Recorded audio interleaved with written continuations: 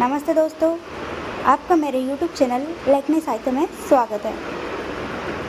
आचार्य रामचंद्र शुक्ल द्वारा कृत हिंदी साहित्य का इतिहास से हम क्वेश्चंस देखेंगे। प्रश्न 1, शिव सिंह सेंगर ने हिंदी कवियों का एक वृत्त संग्रह कब प्रस्तुत किया? उत्तर है 1833। क्वेश्चन 2, डॉक्टर सर ग्रियर्सन के कवि वृत्त संग्रह का नाम क्या है?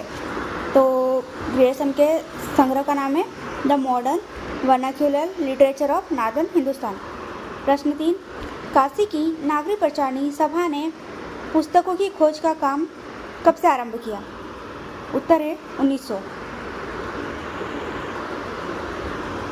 प्रश्न 4, मिश्र बंधुओं के कविवृत्त संग्रह का नाम क्या है?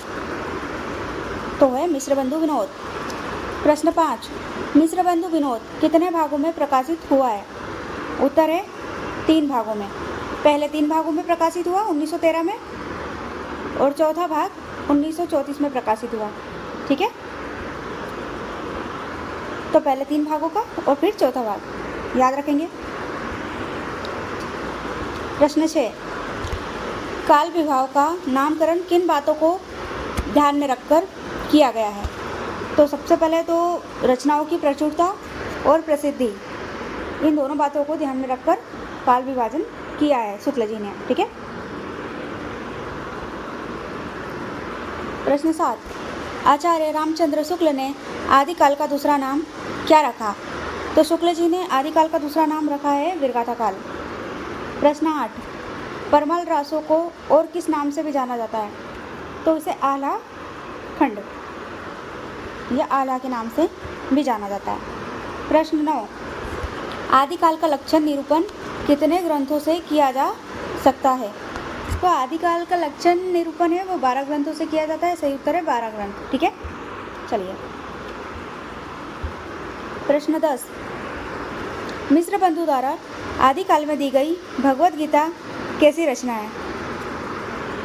तो ये बहुत पुरानी रचना है। ठीक है, और किसके द्वारा दी गई है भगवत गीता?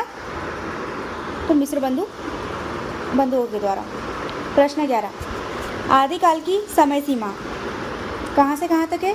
तो संवत 1050 से लेके 1375। ठीक है। प्रश्न 12, पूर्व मध्यकाल का एक अन्य नाम क्या है?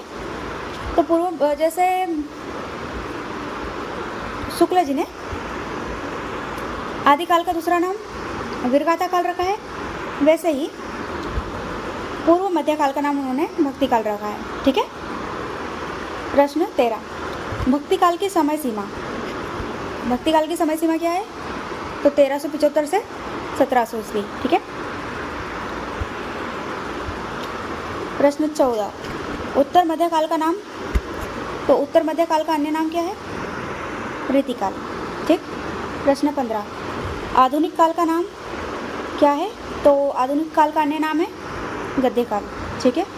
प्रश्न 16, हिंदी साहित्य का उद्भव किससे माना जाता है? तो हिंदी साहित्य का उद्भव माना जाता है प्राकृत की अंतिम अपभ्रंश अवस्था से। ठीक है।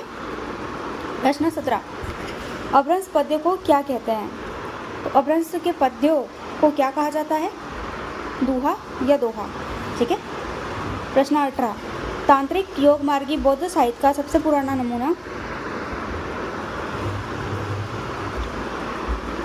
तांत्रिक योग मार्गी बौद्ध साहित्य का सबसे पुराना पता हमें कहाँ से मिलता है? तो विक्रम की 7वीं शताब्दी का अंतिम चरण, वहाँ से हमें तांत्रिक योग मार्गी बौद्धों की साहित्य का पुराना पता मिलता है। ठीक है। प्रश्न 19, देवसेन जैन ग्रंथकार कब हुए? तो देवसेन का जन्म क्या माना जाता है? संवत 990। ठीक है। प्रश्न नंबर 20, देवसेन की दोहा पुस्तक का नाम क्या है? देवसेन कृत पुस्तक का नाम क्या है जो दोहों में लिखी गई है? श्रावकाचार। तो ये हुए आज के प्रश्न। अगले वीडियो में आगे के प्रश्न देखेंगे। धन्यवाद।